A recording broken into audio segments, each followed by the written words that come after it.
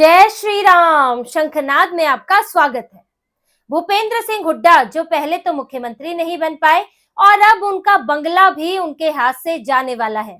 भूपेंद्र सिंह हुड्डा को अपना सरकारी बंगला जल्द ही खाली करना होगा और अपने लिए एक नया ठिकाना ढूंढना होगा। भूपेंद्र सिंह हुड्डा की इस हालत के लिए एक शख्स जिम्मेदार है और वो है राहुल गांधी। राहुल गांधी जो कांग्रेस के सर्वे सर्वा हैं और कांग्रेस के सभी बड़े महत्वपूर्ण फैसले लेते हैं, लेकिन राहुल गांधी भूपेंद्र सिंह हुड्डा से जुड़ा एक फैसला नहीं ले पा रहे और चुनाव के नतीजे आने के 1.5 महीने बाद भी हरियाणा में उन्होंने विपक्ष के नेता का फैसला नहीं लिया है।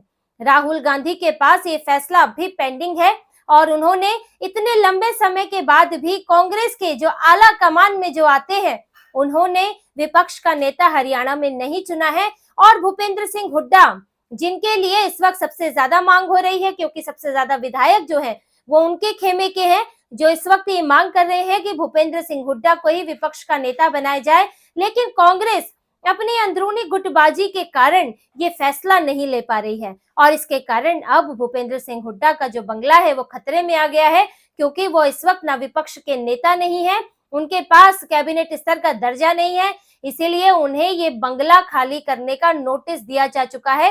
हरियाणा सरकार ने उन्हें बंगला खाली करने का नोटिस दिया है और करीब 15 दिन में उन्हें ये बंगला खाली करना होगा। भूपेंद्र सिंह हुड्डा ने खुद मीडिया में बात बताई है कि 15 दिन में वो ये बंगला खाली करेंगे, लेकिन भूपेंद्र सिंह हुड्डा इस बंगले को खाली नहीं करना चाहते, क्योंकि ये बंगला उनके लिए सत्ता का केंद्र रहा है। ये बंगला कोई ऐसे ही सामान्य बंगला नहीं है, ये 2004 से भूपेंद्र सिंह हुड्डा से जुड़ा हुआ है। बार बार बदलाव हुए हैं, लेकिन भूपेंद्र सिंह हुड्डा इस बंगले में आए हैं। यहाँ इस बंगले के बारे में आप थोड़ा जान लीजिए कि ये बंगला खोना भूपेंद्र सिंह हुड्डा के लिए बड़ा झटका क्यों हो सकता है और फिर उससे कांग्रेस पर कैसी आफत आ सकती है। इस बंगले से जुड़ी 3 साल जो है वो बहुत महत्वपूर्ण है, 2004, 2014 और फिर 2019। जब भूपेंद्र सिंह हुड्डा 2004 से 2014 के बीच मुख्यमंत्री थे, तब यहाँ पर भूपेंद्र सिंह हुड्डा के प्रिंसिपल ऑफिसर और स्पेशल ड्यूटी MS चोपड़ा रहा करते थे। तब ये बंगला सत्ता का केंद्र हुआ करता था, पावर सेंटर। ये एक तरह से CM ऑफिस की तरह था, क्योंकि भूपेंद्र सिंह हुड्डा के सबसे नजदीकी अधिकारी यहाँ पर रहते थे, बड़े फैसले यहाँ से होते थे, यहाँ पर बड़े नेता बड़े अधिकारी यहाँ देखे जा सकते थे। तो ये पूरा सत्ता संचालित करता था ये बंगला, इसीलिए इसकी अहम भूमिका हुआ करती थी। लेकिन 2014 में जब कांग्रेस चुनाव हार गई और भूपेंद्र सिंह हुड्डा मुख्यमंत्री नहीं रहे, तब उनके OSD भी इस बंगले से हट गए, लेकिन तब ये बंगला भूपेंद्र सिंह हुड्डा को ही मिल गया, क्योंकि वो पूर्व मुख्यमंत्री थे और उस हैसियत से उन्हें ये बंगला दिया गया था। और जब कांग्रेस सत्ता में थी तो उसने एक नियम बनाया था कि जो पूर्व मुख्यमंत्री होंगे उनका दर्जा कैबिनेट मिनिस्टर के बराबर होगा, वही सुविधाएं उन्हें भी मिलेंगी। और ये जो बंगला था ये मुख्यमंत्री या कैबिनेट स्तर के किसी मंत्री को दिया जा सकता था। तो ऐसे में ये बंगला भूपेंद्र सिंह हुड्डा को दिया गया और भूपेंद्र सिंह हुड्डा ने तब एक बहुत बड़ा गृह प्रवेश का आयोजन किया, यानी कि जो सत्ता के गलियारों में चर्चा है और कहा जाता है कि भूपेंद्र सिंह हुड्डा ने अपना शक्ति प्रदर्शन किया, क्योंकि तब भी पार्टी में गुटबाजी थी और भूपेंद्र सिंह हुड्डा ये दिखाना चाहते थे कि भले ही वो हार गए हैं, वो मुख्यमंत्री नहीं बने हैं, लेकिन कांग्रेस की सत्ता का केंद्र वही है, कांग्रेस में सबसे बड़े नेता यही हैं। ये भूपेंद्र सिंह हुड्डा इस गृह प्रवेश के आयोजन के जरिए दिखाना चाहते थे और उन्होंने इस आयोजन में कई बड़े नेता सब लोग आए, लेकिन हरियाणा में बीजेपी की सरकार आई थी, नए नियम थे, तो इस पुराने नियम को खत्म किया गया कि पूर्व मुख्यमंत्री को कैबिनेट स्तर का दर्जा ही दिया जाएगा। ये प्रावधान खत्म होने के बाद जो है भूपेंद्र सिंह हुड्डा को बंगला छोड़ना पड़ा और उनकी जगह बीजेपी के मंत्री विपुल गोयल इस बंगले में शिफ्ट हो गए। लेकिन 2019 का चुनाव हुआ, भूपेंद्र सिंह हुड्डा उस चुनाव में हार तो गए, कांग्रेस हार तो गई, लेकिन भूपेंद्र सिंह हुड्डा को विपक्ष का नेता बना दिया गया।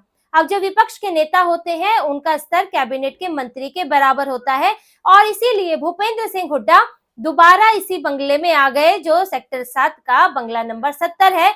दोबारा इसमें शिफ्ट हो गए और फिर से ये बंगला कांग्रेस का सत्ता का केंद्र बन गया, क्योंकि अभी वो सत्ता में तो थी नहीं, लेकिन कांग्रेस की गुटबाजी तो तब भी जारी थी और वो कांग्रेस में सत्ता का केंद्र बन गया। और भूपेंद्र सिंह हुड्डा तब से लेकर अभी तक इसी बंगले में रह रहे हैं।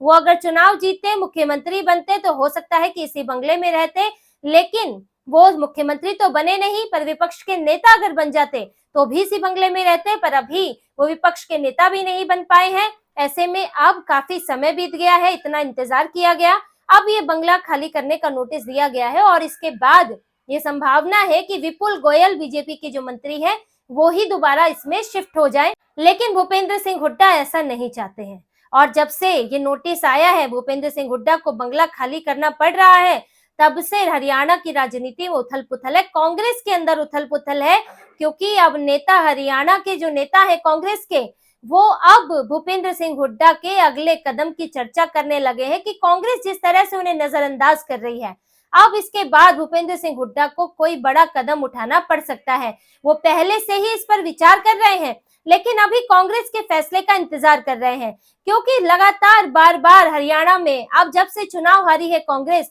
तो भूपेंद्र सिंह हुड्डा निशाने पर है। पहले ही गुटबाजी थी, कुमारी शैलजा सुरजेवाला, इनका गुट अलग था और भूपेंद्र सिंह हुड्डा का गुट अलग था, लेकिन जब लोकसभा चुनाव में प्रदर्शन बेहतर हुआ तो भूपेंद्र सिंह हुड्डा को यहाँ पर खुला हाथ दिया गया। लेकिन अब जब कांग्रेस की इतनी बुरी हार हुई है, जबकि कांग्रेस की हवा चलने की बात हो रही थी, जाट वोटों का पूरा समर्थन भूपेंद्र सिंह हुड्डा दिलाने वाले थे, लेकिन शर्मनाक हार हुई और इसका सारा ठीकरा जो है वो भूपेंद्र सिंह हुड्डा पर फूटा है। ऐसे में कांग्रेस भूपेंद्र सिंह हुड्डा को विपक्ष का नेता बनाने की हिम्मत नहीं कर पा रही है, क्योंकि उसे लगता है कि अब बना दिया तो फिर शैलजा गुट वो नाराज हो जाएगा, वहां इस्तीफे शुरू हो जाएंगे, सुरजेवाला नाराज हो जाएंगे। ऐसे में ये फैसला रोक कर रखा हुआ है। और जो महाराष्ट्र की हार हुई है, जो कांग्रेस का ये लगातार हरियाणा, महाराष्ट्र इस तरह का प्रदर्शन खराब हो रहा है, उसके बाद कांग्रेस में विरोध के स्वर और तेज हो रहे हैं। और इस बीच में भूपेंद्र सिंह हुड्डा के लिए नोटिस आना ये आग में घी का काम कर रहा है। हालांकि इसके पहले भी भूपेंद्र सिंह हुड्डा की बेइज्जती तो की गई, उन्हें महाराष्ट्र चुनाव में स्टार प्रचारक तक नहीं बनाया गया। जो रणदीप सुरजेवाला है, उनका नाम स्टार प्रचारक की सूची में था और इस सूची पर कुमारी शैलजा की साइन भी है, लेकिन उसमें भूपेंद्र सिंह हुड्डा और उनके बेटे दीपेंद्र सिंह हुड्डा को स्टार प्रचारक नहीं बनाया गया। तो भूपेंद्र सिंह हुड्डा इस बात को देख रहे हैं कि किस तरह से कांग्रेस में अब जो दूसरा खेमा है वो हावी हो रहा है और जो भूपेंद्र सिंह हुड्डा का खेमा है वो इस पर सवाल उठा रहा है। इसलिए बार बार विपक्ष के नेता की घोषणा करने की बात हो रही है कि आप या तो स्वीकार करें या आप रिजेक्ट करें, लेकिन कोई फैसला दें, क्योंकि हुड्डा तो अपना दावा ठोकने लगे हैं। क्योंकि अभी जो विधानसभा सत्र हुआ था उसमें भूपेंद्र सिंह हुड्डा ने पूरी तरह विपक्ष के नेता के तौर पर व्यवहार किया। उन्होंने विधायक दल के नेता के तौर पर सारे विधायकों को मैनेज करने का काम किया। वॉकआउट हुआ तो उनके नेतृत्व में हुआ। जो सवाल उठाए गए, स्पीकर को लेकर सवाल उठाए गए, ये प्रोटेम स्पीकर को लेकर सवाल उठे, वो भी भूपेंद्र सिंह हुड्डा ने उठाए। तो पूरे उस दौरान भूपेंद्र सिंह हुड्डा एक्टिव दिखे और विपक्ष के नेता के तौर पर ही दिखे, यानी कि वो संकेत दे रहे थे कि वो ही विपक्ष के नेता होंगे। अब हुड्डा का खेमा ये भी मांग कर रहा है कि अगर भूपेंद्र सिंह हुड्डा के नाम पर सहमति नहीं बन रही है तो उनके ही खेमे के किसी और नेता को विपक्ष का नेता बनाया जाए, लेकिन ये शैलजा गुट के पास ये पद नहीं जाना चाहिए, क्योंकि देखिए विपक्ष के नेता के पद की बहुत अहमियत होती है। अभी प्रदेश अध्यक्ष का पद भी जो उनके करीबी है उदय भान, उनके हाथ से जा सकता है। प्रभारी थे उनके दीपक बाबरिया, वो भी निशाने पर है। लेकिन अगर विपक्ष के नेता का पद भी चला गया और जिसके पास जाएगा वो हो जाएगा कांग्रेस के केंद्र में आ जाएगा, हरियाणा कांग्रेस के। फिर फैसले लेने की ताकत उसके पास होगी, विधायक उसके कहने पर चलेंगे और आगे कांग्रेस में वहां जो भी सुधार होते हैं, जो भी नए संगठन के स्तर पर नए तरह के पद मिलते हैं, उस सब में भूमिका विपक्ष के नेता की होगी और फिर वहां संगठन पर कुमारी शैलजा सुरजेवाला का गुट हावी हो जाएगा। और भूपेंद्र हुड्डा ये बात जानते हैं और उन्हें सिर्फ देखिए उनकी चिंता सिर्फ अपनी नहीं है, उनकी भी एक उम्र हो गई है, वो मुख्यमंत्री रहे हैं, लेकिन उनकी चिंता है अपने बेटे की, दीपेंद्र सिंह हुड्डा, जो कांग्रेस में जिनका राजनीतिक भविष्य है, लंबा भविष्य है। वो ये जानते हैं कि अगर शैलजा गुट के पास संगठन चला गया, संगठन की कमान चली गई, तो ऐसे में भूपेंद्र सिंह हुड्डा और दीपेंद्र सिंह हुड्डा दोनों ही किनारे हो जाएंगे। भूपेंद्र सिंह हुड्डा अपने बेटे को मुख्यमंत्री बनाना चाहते हैं, यहाँ कांग्रेस की कमान जो है वो उनके हाथ में देना चाहते हैं हरियाणा में। लेकिन अगर ऐसा नहीं हुआ, अगर शैलजा गुट हावी रहा, तो दीपेंद्र सिंह हुड्डा बिल्कुल साइड हो जाएंगे और फिर एक तरह से वो कांग्रेस में होकर भी कांग्रेस से बाहर ही हो जाएंगे, कोई सुनने वाला नहीं है। इसी सबसे भूपेंद्र सिंह हुड्डा भी परेशान है, बेचैन है। वो इसलिए उन्होंने जब पर्यवेक्षक यहाँ पर आए थे, कांग्रेस के 3 पर्यवेक्षक विपक्ष के नेता के बारे में फैसला करने के लिए, उससे ठीक एक रात पहले भूपेंद्र सिंह हुड्डा ने विधायकों की बैठक की थी अपने घर पर। 37 विधायकों में से 32 विधायक वहां पहुंचे थे और उन्होंने ये दिखा दिया था कि उनके पक्ष में कितने विधायक हैं और उनसे विपक्ष के नेता के तौर पर उनका नाम प्रपोज करने की बात हुई थी। और चर्चा तो इस बात की भी हुई थी कि अगर कांग्रेस भूपेंद्र सिंह हुड्डा को विपक्ष का नेता नहीं बनाती, दरकिनार करती है, तो उन्हें दूसरा रास्ता अपनाना चाहिए, चाहे अपनी पार्टी बनाना हो या कोई और रास्ता हो। उन्हें कांग्रेस से बाहर होना चाहिए, क्योंकि ऐसा अगर वो नहीं करते हैं तो उनका तो भविष्य खतरे में है ही, उनके बेटे का राजनीतिक भविष्य भी खतरे में आ जाएगा। और अगर वो अलग होते हैं तो कम से कम एक अलग ताकत के तौर पर कांग्रेस के सामने मौजूद होंगे और कांग्रेस को उनकी आगे जरूरत पड़ सकती है।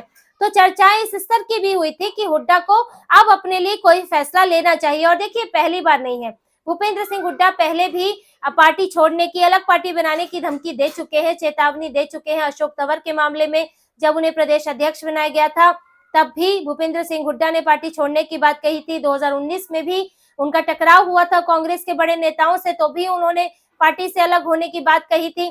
तो भूपेंद्र सिंह हुड्डा अपने तेवर तो वो पहले भी दिखा चुके हैं और अब भी यही हो रहा है। लेकिन सबसे कंफ्यूज राहुल गांधी और उनके साथ के आलाकमान के नेता वो फैसला ही नहीं ले पा रहे कि आप विपक्ष के नेता के तौर पर किसे चुनेंगे। अब उनको डर ये भी है कि अगर चुनते हैं तो कोई एक खेमा तो हाथ से जाएगा, इसीलिए अभी शांति से चुपचाप से बैठे हुए हैं कि सबको कंफ्यूज रखो। क्योंकि जिस तरह से इस वक्त कांग्रेस की हालत है, उसमें अगर हरियाणा में अब और ज्यादा कांग्रेस को नुकसान झेलना पड़ता है, पार्टी संगठन टूटता है, बड़े नेता अलग होते हैं, तो फिर कांग्रेस के लिए और ज्यादा मुश्किल होगी। लेकिन इस बीच हिम्मत तो करनी चाहिए, क्योंकि आपके बड़े नेताओं का राजनीतिक भविष्य दांव पर लगा है। लेकिन राहुल गांधी फैसला ले ना ले या ऐसे ही चुपचाप भ्रम में डालकर हरियाणा कांग्रेस को चलाते रहे, लेकिन भूपेंद्र सिंह हुड्डा जरूर कोई फैसला लेने वाले हैं कि कांग्रेस में रहना है या नहीं, या कांग्रेस में किस तरह रहना है। और आने वाले वक्त में जल्द ही कांग्रेस में एक बड़ी टूट फूट दिख सकती है।